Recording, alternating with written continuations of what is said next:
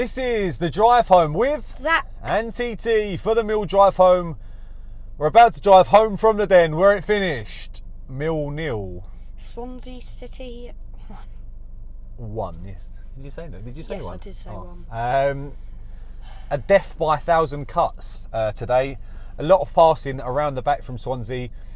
Some good play. They held the ball well, and we weren't brave enough out of possession. It's quite simple. We played 5 at the back and we just allowed them to play out from the back. We did try and put pressure on them, but not enough. And they always seem to have that extra man to be able to play the ball around. They slipped up a few times, don't get me wrong, and we should have made the most of it, but ultimately we didn't. And it's disappointing because after the two, if we win at Luton and it's 2-1, then today wouldn't be too hard. It wouldn't be as hard to swallow. But because you go to Luton, you concede in 4 minutes before the end to lose 2 points there, and then we've dropped all 3 points today. It's probably the end of the season. It's hard to see how we can now push on. But we're going to try. Obviously, we'll be here Saturday after flying to Frankfurt tomorrow for Eintracht Frankfurt versus Barcelona. But put your likes and comments on the video if you don't mind. I'm sure we'll get a few Swansea fans quite happy with themselves. I felt they sang well today, other than the fact that they decided to sing "I'm Forever Blowing Bubbles" twice. I have absolutely no idea. And also Cardiff get battered everywhere they go. Yeah, they sang that quite a lot. Why do people sing that? What that repetitive, because everyone sings it, so it becomes a popular song. But singing another club's song just never makes any sense to me. It's such a muggy thing to do. But other than that, they sung well. Yeah. Anyway, so we started with an unchanged lineup from the Luton game. Bartosz in goal, 3 centre backs in Daniel Ballard, Jake Cooper, and who's the other one?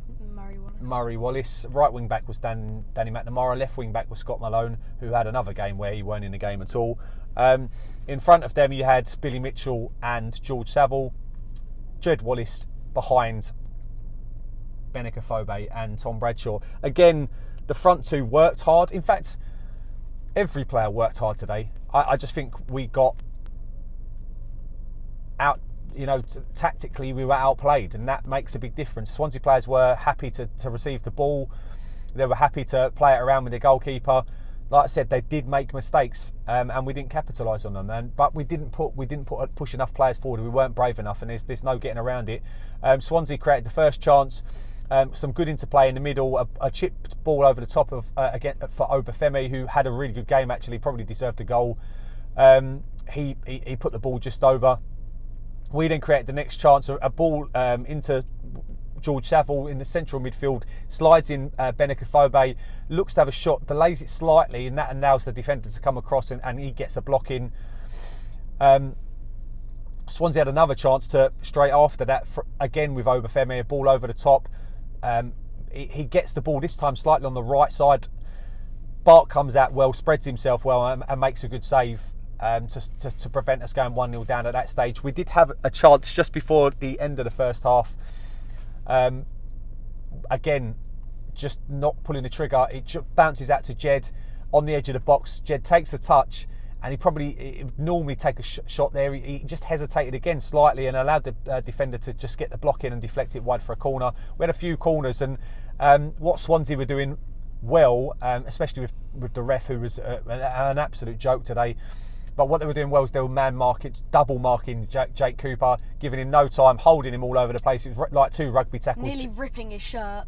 But it's going to happen, especially when you've got a crap ref like that, and he's not going to do anything about it. So he allowed them to time waste in the second half, which, it's funny when we're 1-0 up here, you often see the ref gesticulating to try and speed it up. He did none of that. But that's Swansea are going to do it if they can get away with it, and the ref just allowed them to do it.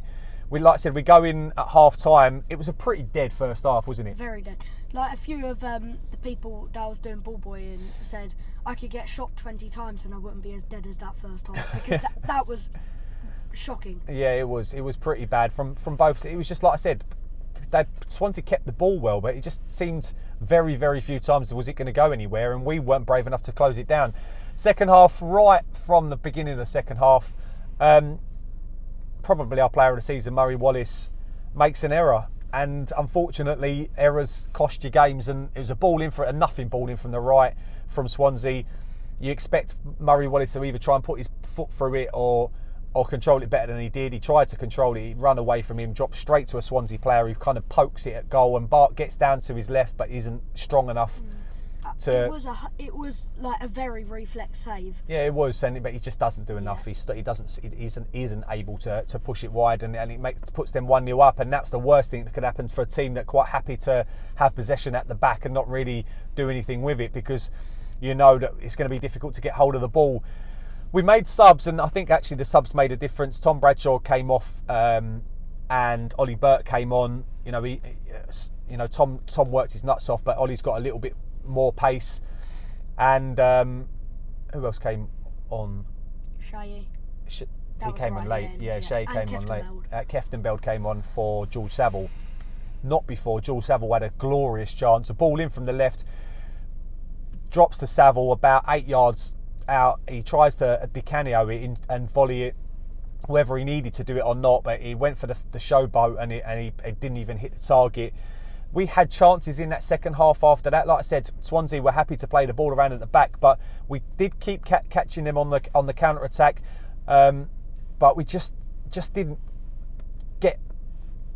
put the ball in the back of the net. To be fair, there's no other way of putting it. Swansea had, after the Ollie Burke, the Saville chance, Swansea have a break. They've got a 5-on-2. Need to do better.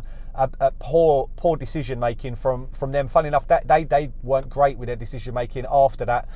But he's run down the right. He's got 4 players to his left, I think, with 2 Millwall players there, and he somehow manages to take too long on the ball when he gets crowded out, and we just managed to clear it. I don't remember Bart making another save after that in the second half. He didn't really have much to do, but Benicophobe had a header 3 yards out that he probably should have done better with.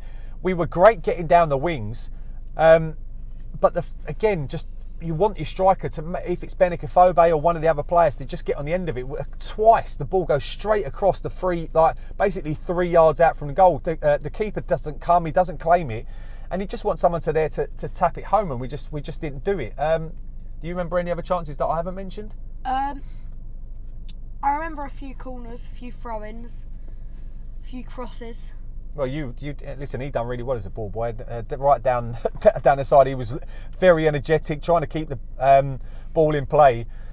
But we just didn't have enough to score today, because we didn't take our chances, and 2, you probably could say Swansea were the better side for the majority of the game. They surprisingly came to the depth. We never do well against Swansea. Let's face it. We didn't do. Like I said on Saturday after Luton, we don't do well against Swansea, and then we've got Barnsley on Saturday. I think the playoffs are too far away, to be honest. Now I think that this is probably season over. It certainly is season over if we don't get anything on Saturday. Who's your man of the match today? I was going to say Murray Wallace, but he had the mistake. So I'm going to say Danny McNamara today, because he was very lively down the wing, and